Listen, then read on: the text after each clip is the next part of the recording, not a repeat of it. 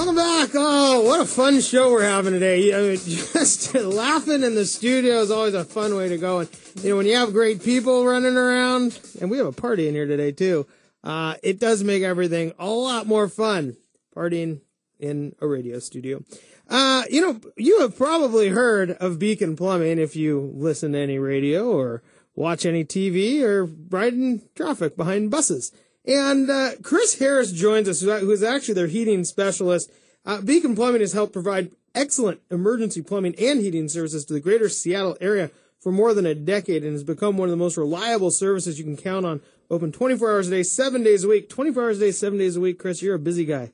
I am. I try to stay as busy as possible. Otherwise, my wife gets all over me. Is she listening today? Oh, I'm sure she probably is. Yeah. Well, good. Right now, you are totally in the clear. She knows you're here, talking to me. She knows I'm working hard. That's right.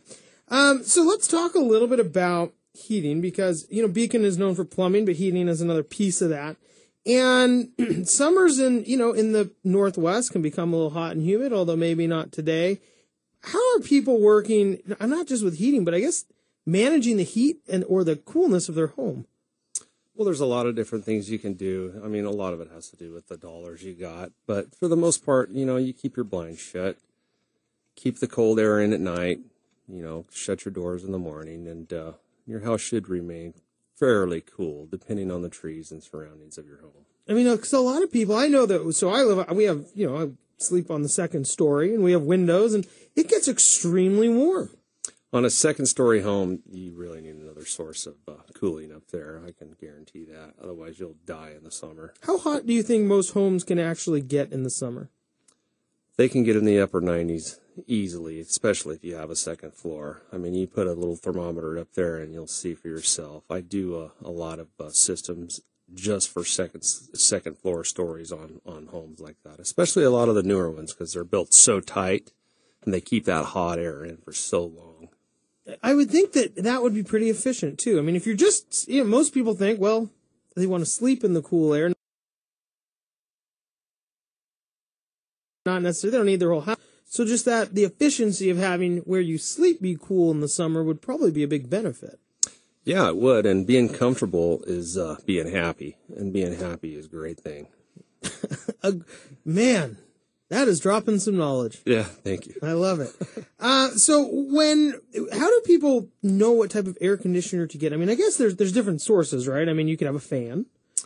You can have a fan. You can have an old school window shaker, window AC unit, small terminology there. Or you can get there's a lot of newer technology out there. You can add an AC unit to your existing system, or you can get what's called a ductless heating system, which will work for both heat and cooling. And what do you see most people doing in Seattle right now? Most people in Seattle are, if they don't have a gas furnace or anything like that, they usually end up going with a ductless heating system, which is the most efficient heating system on the market today. Now, heating and cooling. Yes. And Home Depot sells out of the little ones, so people, and it makes a lot of sense because you're adding value to your home. I mean, there's an investment level there. Yes, sir. There's a huge investment level there because it's actually a heat pump too, and and then they also still offer the $1,200 tax rebate for most qualifying customers too, and that's a huge plus. If you're going to spend, on a typical system, $6,000 to $8,000 on a system, you want to get some of that money back. Do most of these systems need maintenance now? I mean, I know, you talk about air conditioning in Seattle. So 4 times a year you use it. Maybe. Yeah. I mean, of course, not really 4. Maybe 6. 8. Maybe 8. Yeah. I mean, I know we turn ours on when it gets hot, but you must need maintenance throughout the year. I mean, these are fairly complex systems, although compact. Right? Yeah, you need a little bit of maintenance, but if you're buying a heat pump and not just an AC, then the maintenance is worth it, and the system is actually going to pay for itself because these systems, like an average AC system or a heat pump system, is 12 SEER. That's seasonal energy efficiency rating. The newer ductless systems, they go all the way up to 27 SEER, the seasonal energy efficiency rating. So you can kind of think about how much money you're actually going to save on that. 15 SEERs. Yeah. What does that translate to?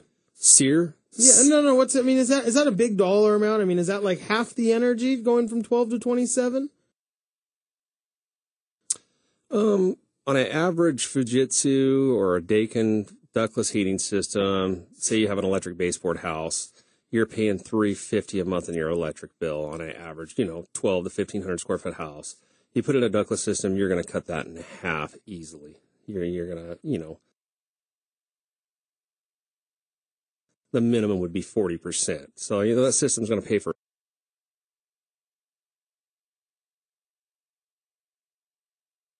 solar panels, and then ran that to a ductless heating or cooling system, probably save a lot of money pretty quick.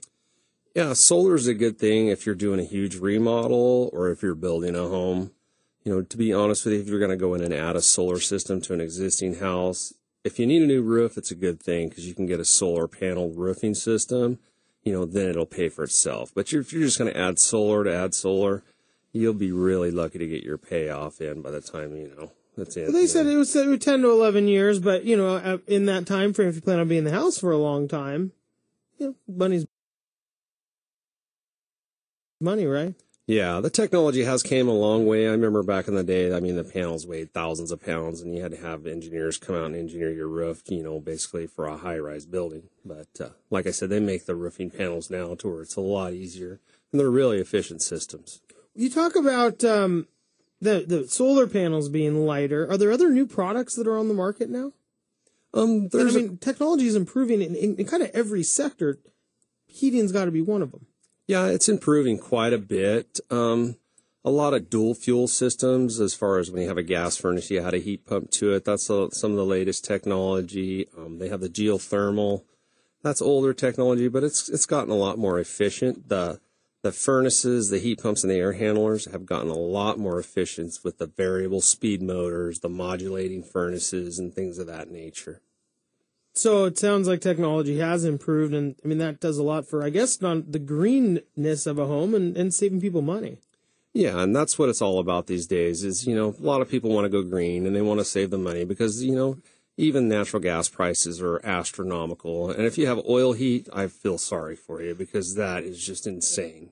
You're looking at $5 a gallon. I run across people all the time in the winter that have an oil furnace I go out to fix, and they're spending $3,000, every 6 months to fill their tank. And it's just like, oh my goodness, I'm so sorry. And that's not only that, but it's a little bit of a pain because you literally have an oil truck come to your house and pump it full, don't you now?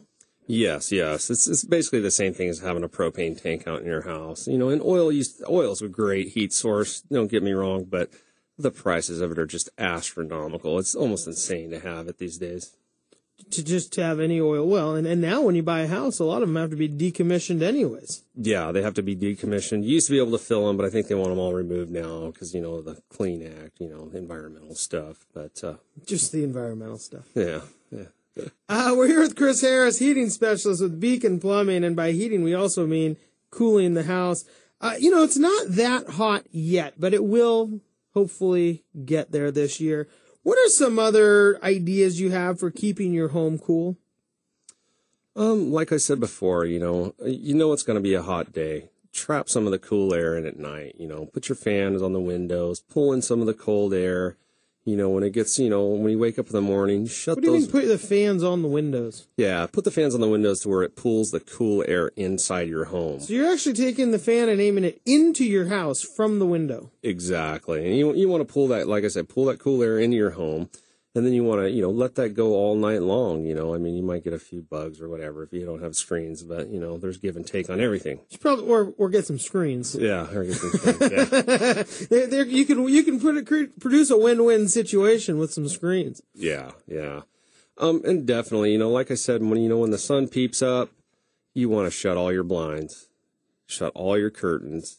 Make sure basically none of those rays hit your home, and your home should stay a lot cooler. But, if it doesn't, you're at Home Depot in line getting a window shaker, or you're calling a 1-800-FREAKIN'. Yeah, I love it. Well, Chris, thanks so much for joining us again. Chris Harris with Beacon Plumbing, and as you all know the phrase, quit freaking, call Beacon. Hey, we'll be right back after this break. Everybody's coming back to join us, including our producer, Heather Moore. We'll be right back after this break.